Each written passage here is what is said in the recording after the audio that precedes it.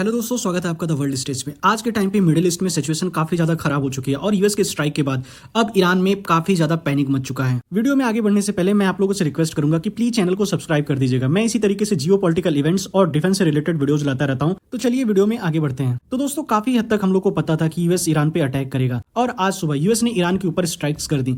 US ने इसमें B2 split bombers का यूज किया जो कि काफी स्टेल्थ बॉम्बर्स हैं और इन बॉम्बर्स ने ईरान के इस्फहान, नतांज और फोर्दो न्यूक्लियर फैसिलिटीज को टारगेट किया। यह स्ट्राइक काफी ज्यादा जरूरी हो गया था क्योंकि ईरान का जो फोर्दो न्यूक्लियर साइट है वह इस तरीके से बना हुआ है कि यह जमीन में करीब 110 से लेकर 120 मीटर नीचे गहराई में बना हुआ। अभी के टाइम पे इजराइल के एयरफोर्स के पास ऐसा कोई भी बंकर बस्टर बॉम्ब नहीं है कि जो इतनी डीप जाके पेनिट्रेट कर सके। यह कैपेबिलिटी सिर्फ और सिर्फ यूएस के पास थी क्योंकि यूएस के पास है GBU-57 MOP massive ordnance penetrator. यह करीब 13.5 टन का एक बहुत हैवी बॉम्ब है और इसको न्यूक्लियर बंकर्स को और काफी डीप जो बंकर्स बने होते हैं उनको डिस्ट्रॉय करने के लिए बनाया गया था।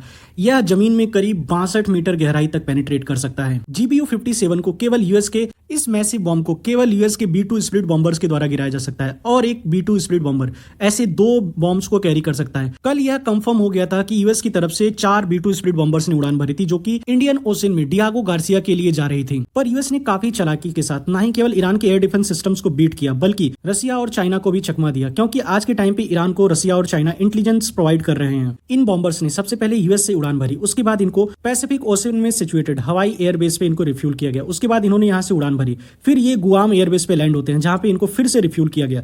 उसके बाद ये लैंड करते हैं डियागो गार्सिया में और यहाँ पे जरूरत की सारी चीजें कंप्लीट करने के बाद ये बॉम्बर्स यहाँ से फ्लाई करते हैं और इन्होंने ईरान के ऊपर स्ट्राइक्स की और इनका खास टारगेट था ईरान की न्यूक्लियर फैसिलिटी, उसमें भी फोर्दो न्यूक्लियर फैसिलिटी।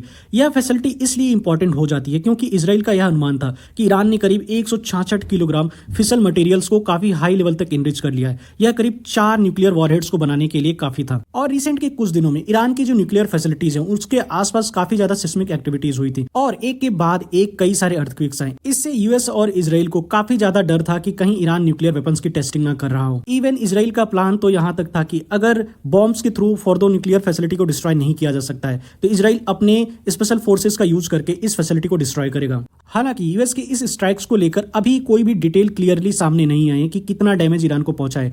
इस्फहान और नतांज में तो काफी ज्यादा डैमेज पहुंचा है और ये फैसिलिटीज पूरी तरीके से डिस्ट्रॉय हो चुकी हैं। लेकिन अगर फोर्दो की बात की जाए तो अभी इसके बारे में कोई क्लियरिटी नहीं आई है। हालांकि जितनी गहराई में यह फैसिलिटी है, अगर यूएस ने यहाँ पे GBU-57 जैसे मैसिव बॉम्ब से यहाँ पे स्ट्राइक किया होता तो इससे इस पूरे रीजन में करीब 5 से 6 मैग्नीट्यूड का अर्थक्वेक आ सकता था। और ईरान की तरफ से भी यह कहा गया है कि फोर्दो न्यूक्लियर फैसिलिटी अभी भी वर्किंग है, इसके ऊपरी पार्ट को ही केवल डैमेज पहुंचा है। यह फैसिलिटी अभी भी अंदर से वर्किंग कंडीशन में है। और दोस्तों, यूएस की इस स्ट्राइक के बाद ईरान में काफी हद तक पैनिक मच चुका है क्योंकि इनके जो सुप्रीम लीडर है आयतुल्लाह खमेनी, इनको काफी सीक्रेट लोकेशन पे रीलोकेट कर दिया गया है जहां पे इनसे जितनी भी तरीके की मोबाइल कम्युनिकेशन थी, इलेक्ट्रॉनिक कम्युनिकेशन थी, उसको कट कर दिया गया है और ईरान की इलीट फोर्सेस के अलावा इन तक किसी का एक्सेस नहीं है। आज के टाइम पे खमेनी प्री रिकॉर्डेड वीडियो के थ्रू लोगों से बात कर रहे हैं, उसी के साथ इनके जो मिलिट्री जनरल्स हैं उनसे ये अपने ट्रस्टेड कुरियर पार्टनर्स के थ्रू ही बात कर रहे हैं। यूएस और इजराइल ईरान में हर संभव प्रयास कर रहे हैं जिससे ईरान में रिजीम चेंज हो जाए। इजराइल और यूएस का ईरान के ऊपर अटैक करने का मेन पर्पज ही यही था, खमेनी का तख्ता पलट कर दिया जाए और वहां पे रजा पहलवी को शासक बना दिया जाए। और दोस्तों, यूएस ने जिस तरीके से ईरान की बॉम्बिंग की है उससे ईरान के पास बहुत ज्यादा कुछ ऑप्शंस बचा नहीं है।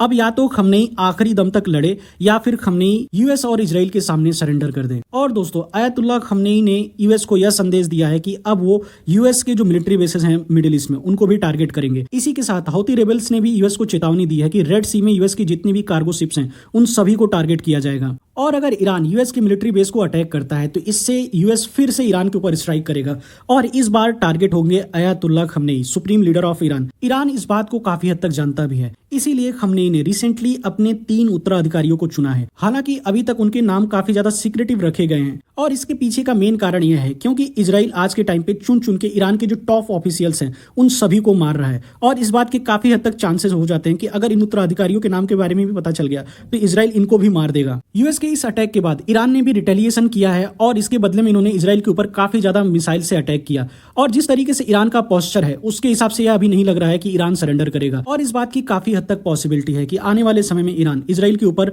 बहुत सारी बैलिस्टिक मिसाइल से अटैक करे और इसके बदले में हो सकता है यूएस ईरान के ऊपर फिर से बॉम्ब गिराए। और इन सारी चीजों से एक कैटास्ट्रॉफी शुरू हो चुकी है दोस्तों, क्योंकि इससे पूरा मिडिल ईस्ट डिस्टेबलाइज होगा और आने वाले समय में मिडिल ईस्ट में बहुत ज्यादा जान माल की क्षति होने वाली है। तो दोस्तों, आपको क्या लगता है, ईरान और इजराइल यहीं पे थम जाएंगे कि यह युद्ध और ज्यादा छिटक सकती है? क्या यूएस फिर से ईरान के ऊपर स्ट्राइक्स करेगा या फिर खमेनी यूएस और इजराइल के सामने सरेंडर कर देंगे और ईरान में एक तख्ता पलट हो जाएगा? और क्या रसिया और चाइना ईरान के समर्थन में उतरेंगे? आपके जो भी ओपिनियन हो प्लीज कमेंट करके जरूर बताइएगा। और अगर वीडियो अच्छी लगे तो प्लीज लाइक एंड शेयर कीजिएगा, चैनल को सब्सक्राइब जरूर कीजिएगा। और दोस्तों आगे जो भी अपडेट्स आती रहेंगी मैं उसके बारे में वीडियो बनाता रहूंगा। तो मिलते हैं नेक्स्ट वीडियो में, तब तक लिए जय हिंद, वंदे मातरम।